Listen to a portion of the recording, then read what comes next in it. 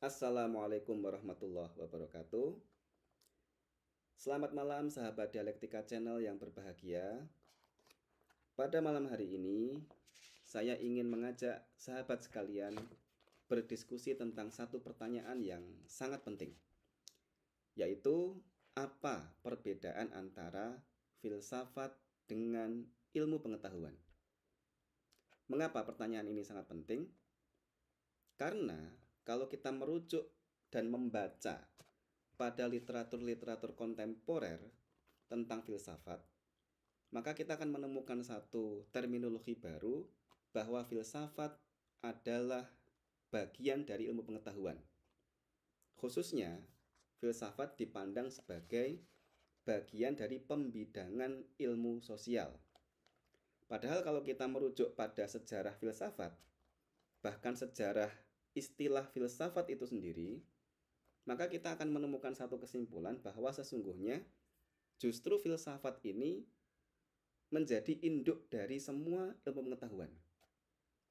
Induk yang melahirkan semua ilmu pengetahuan dan bukan sebaliknya.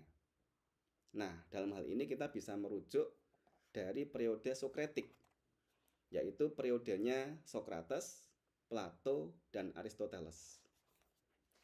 Yang mana, sahabat sekalian, Sokrates, Plato, dan Aristoteles ini dipandang sebagai tiga filsuf besar yang hidup pada puncak keemasan filsafat Eropa. Dan ketiganya itu memiliki relasi guru dan murid. Sokrates punya murid namanya Plato, Plato punya murid namanya Aristoteles. Dan meskipun Sokrates tidak menulis buku-buku yang terdokumentasi, tapi pikiran-pikiran Sokrates ditulis dengan sangat baik oleh muridnya yaitu Plato, sehingga pikiran-pikirannya masih bisa kita baca sampai hari ini. Dan kita kembali kepada pertanyaan awal tadi. Apa perbedaan antara filsafat dengan ilmu pengetahuan?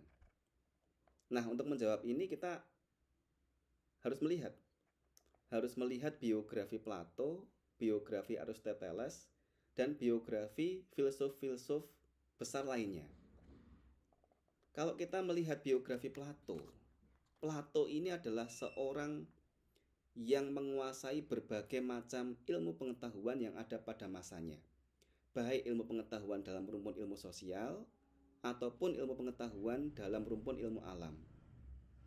Dan kalau kita membaca bidang-bidang ilmu pengetahuan yang dikuasai oleh Plato dengan perspektif pembidangan ilmu pada hari ini, kita bisa menyimpulkan bahwa hampir semua bidang ilmu yang ada pada masa itu dikuasai oleh seorang yang bernama Plato.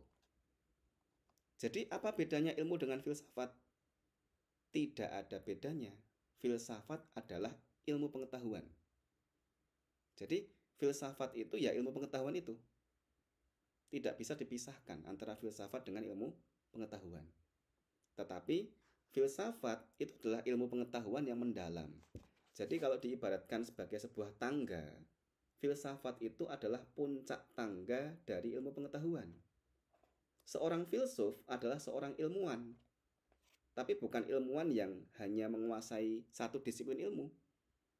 Disebut sebagai filsuf ketika seorang ilmuwan itu dia menguasai berbagai macam disiplin ilmu secara mendalam, sehingga sampai pada derajat kebijaksanaan. Jadi, filsafat itu bukan ilmu yang mempelajari tentang cara berdebat, cara berpikir sistematik, cara berretorika saja. Tapi filsafat itu adalah tradisi berpikir ilmiah. Jadi, dalam terminologi awal, filsafat itu bukan ilmu. Filsafat itu adalah tradisi berpikir logis. Dari tradisi berpikir logis itu kemudian lahir ilmu pengetahuan yang beragam. Sehingga kita bisa menyimpulkan bahwa filsafat dan ilmu pengetahuan ini adalah dua hal yang sesungguhnya secara substansi menyatu. Karena filsafat itu adalah puncak dari ilmu pengetahuan itu sendiri. Demikian juga murid Plato, Aristoteles. Aristoteles ini memiliki kepakaran dalam bidang-bidang ilmu pengetahuan yang lebih kaya dibandingkan gurunya, yaitu Plato.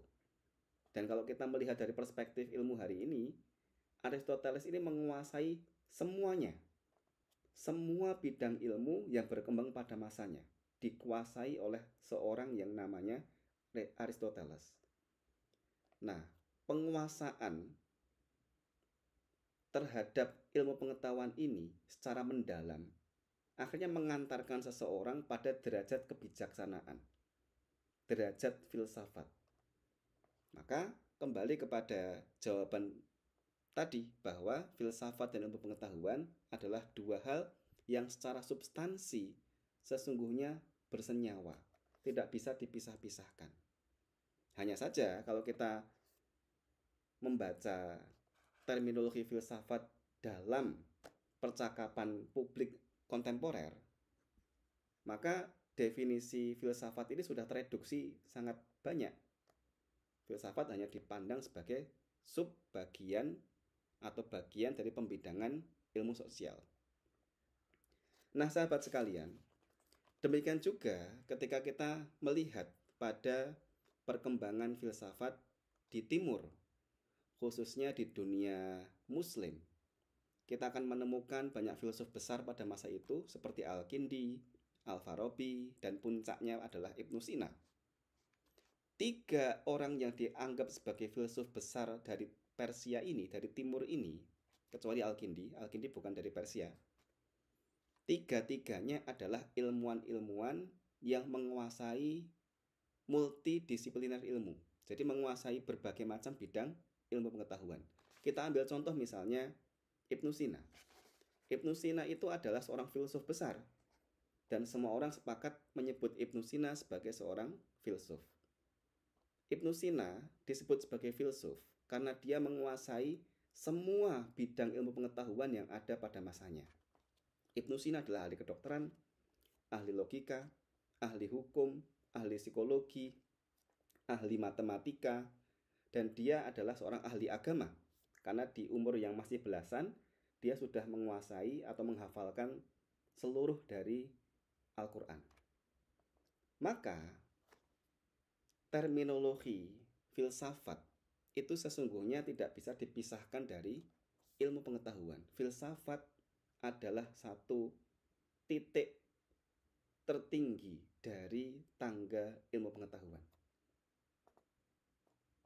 Teman-teman sekalian, barangkali diskusi kita akan kita sambung lagi pada sesi-sesi berikutnya. Jika ada tanggapan, perspektif yang berbeda, atau pendapat yang barangkali bisa memperkaya diskusi kita pada malam hari ini, sahabat sekalian bisa menulisnya di kolom komentar. Assalamualaikum warahmatullahi wabarakatuh.